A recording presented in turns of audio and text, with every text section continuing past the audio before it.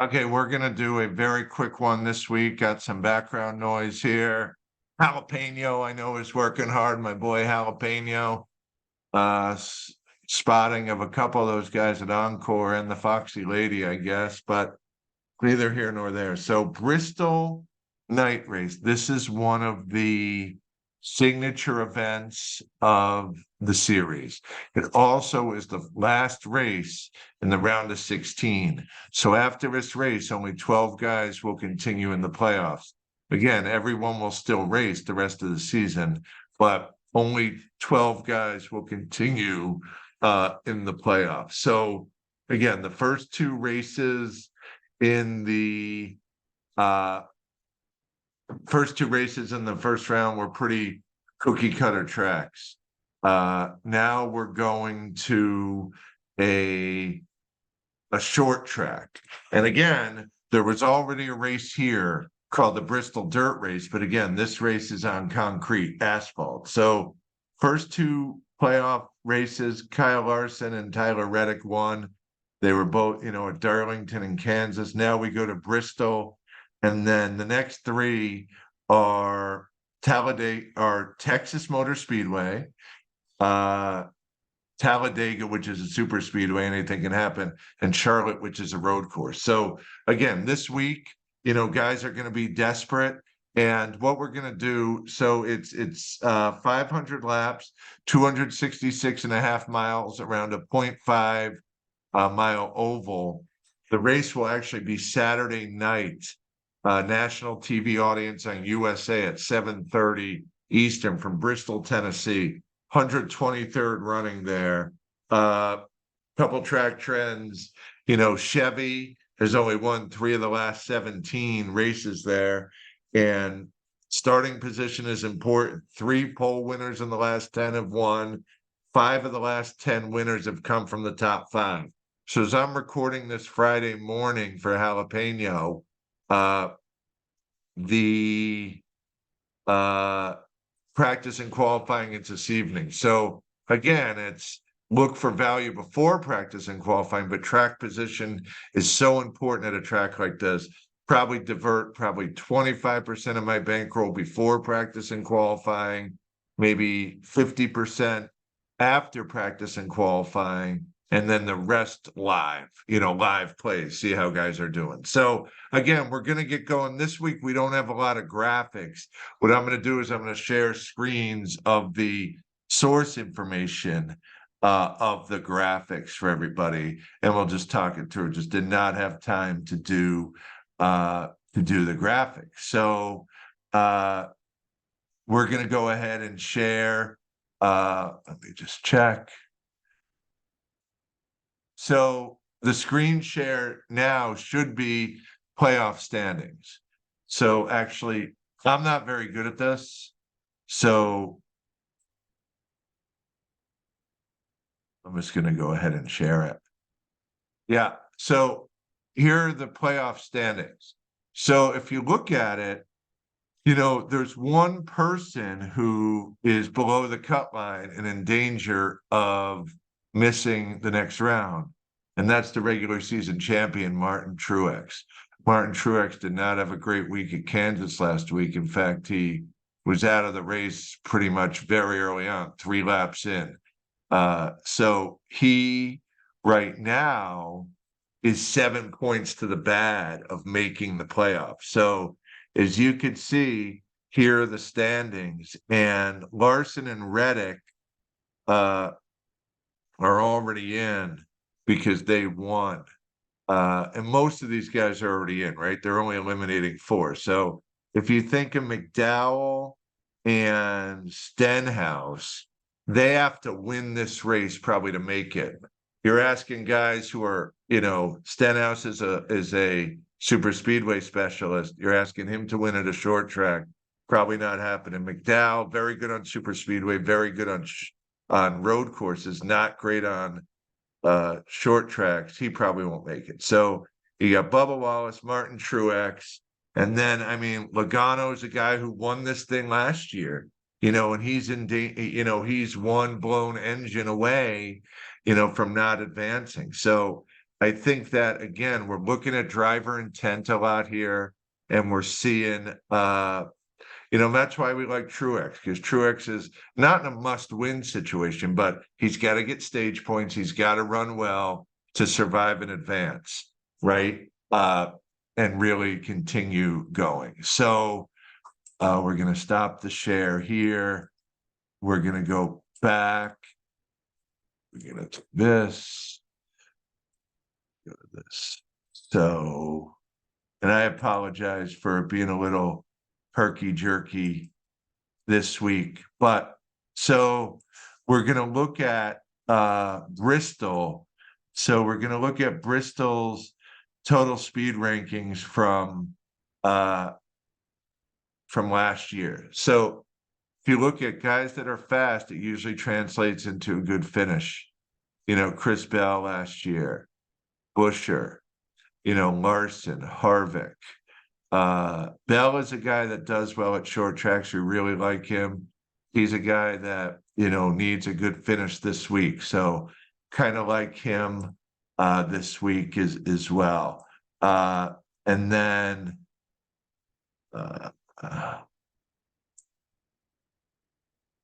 so the total speed rankings, again, this is exactly what it is. So if you look at it,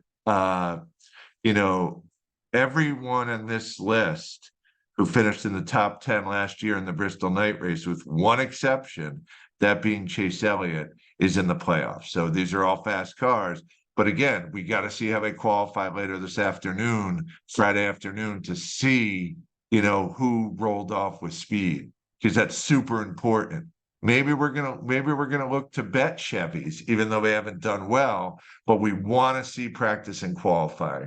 At this track, it's very important. So we're going to do a lot of analysis, but a lot of that analysis, and it won't even come from necessarily the qualifying results. Yes, it will, but that's just a 2-lap sample size. So little NASCAR tutorial. So in qualifying, they run 2 laps. So the tire pressures that are pretty high, and they run 2 fast laps, right? It's not in traffic. It's just them alone on a track. So what we want to see, more so than the qualifying results, is the practice results, because the practice is a 25, 30-minute practice where they're drafting, they're in traffic, and it's how they do later in the run as there's tire wear. The qualifying, there's only 2 laps. There's not really tire wear. So we want to really look at, and Highline Betting on Twitter and his Discord, he does a great job of really analyzing the practice performance more so than qualifying, because qualifying is very cut and dry. They went this fast in this time, but in practice, it's on these laps, once there's a little tire wear, this is how they did. So that's very important, and that's going to be super important this week as far as that. Stop the share. We go back here. And again, I apologize for this week. I just definitely wanted to get a podcast out, just because this is a crown jewel race, and it's an important race, right? For Martin Truex, his season's on the line here. So it's very important for him, and it's an exciting race. It's a night race under the lights at Bristol. There's a lot of action. So here is, and this is what I use Racing Reference. So here is drivers in the last 10 races at Bristol. And this just includes the asphalt, the concrete. It does not include Bristol dirt. Bristol dirt and the metrics on racingreference.info are separate. So that does not matter. So if you look at Kyle Larson, and again, we harp on this sometimes.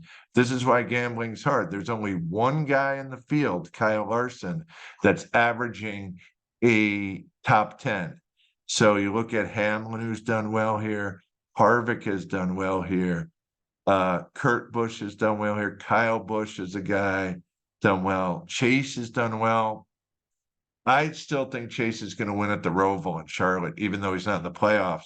I think he'll win. He ran pretty well last week. Eric Jones is a guy who, if we look at Eric Jones's performance here at Bristol, regardless of where he starts, it's almost like he finishes better than he qualifies, or he qualifies better than he finishes, right? I mean, look, in 2020, he started 15th, finished fifth. Then that same year in the night race, he started 20th, finished third, right? Then he had three straight top tens. He did not have a top 10, the last year here. So little bit of a background. Bristol used to have two races. They used to have a spring race and a fall race. What happened was they replaced their spring race still at Bristol, but with a dirt track, which is an anomaly, which is an outlier. So that is how that goes. And then if we look at laps led is a metric we use. You look at guys like Larson and Bush and Keselowski.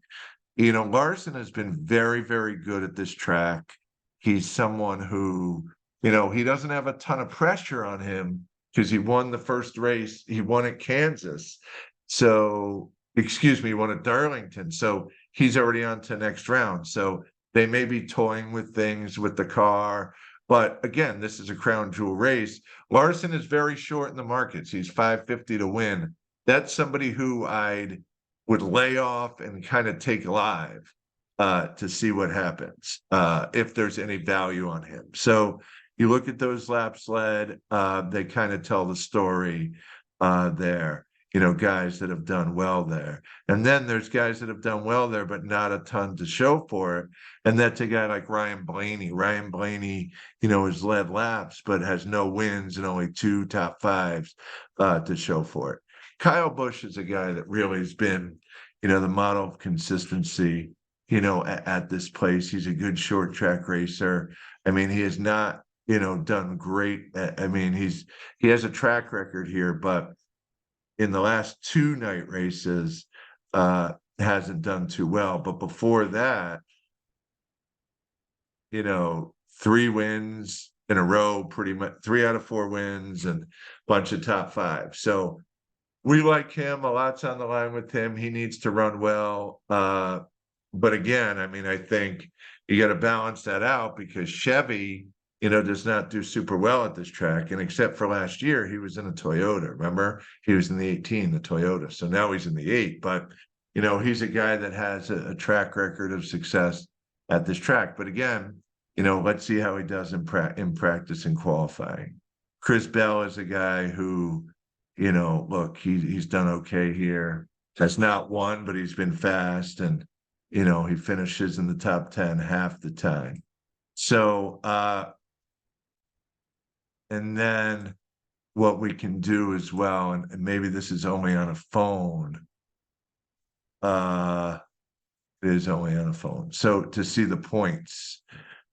Oh, here you go. Here you go. So if you look at it, Chris Bell, and this stage points, last two, Chris Bell has been good. Larson, last 5 is what we look at. Harvick, Elliott, Keselowski, Busch has been well, and then Chase, of course, going back. But again, Kyle Busch in the last 10. But again, that sample size, as we saw, he hasn't done well the last 2 races, but he's done well over here over the long haul. So Kyle Busch is a guy that we're gonna kind of lean on this week. So again, I think that all this analysis is great, but it's more about practicing qualifying and seeing kind of where the markets go and where the money is going. Track position here is very important at a track like this. So, and again, I apologize just for not having a ton to share, but we're going to go ahead and share the screen here. So my strongest play of the week is Martin Truex at 2.4 to 1 and Caesars to finish in the top 5. A lot of reasons for that. And the main reason is the guy has had such a great season. He doesn't want it to end. We've seen it in the past, guys who've, finished top 3 or 4 in the regular season just flame out in the playoffs. William Byron has done that a couple times. But Truex is a guy who Toyotas do well at this track. Martin Truex has a lot to prove, and they're okay on short tracks. I like him. Chris Bell is a guy who, if you look, he qualifies usually really, really well. So those are the two guys I think that their numbers will go down after practice and qualifying. So I'd probably take them now. But again, a lot of my bankroll I'm going to hold until after that. But these are two plays I would put in, assuming that the number is going to go down.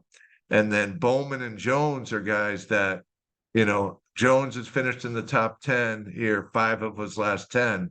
He's good at this track. He's a patient driver. Again, neither of those guys are playoff drivers, but they're going to play a role in this. Jones had a top 10 2 weeks ago. I actually had him in Darlington. So they're guys that are definitely going to, factor into it. And then the prop bet is, Denny Hamlin, William Byron, and Ross Chastain, plus 260 at Caesars to win.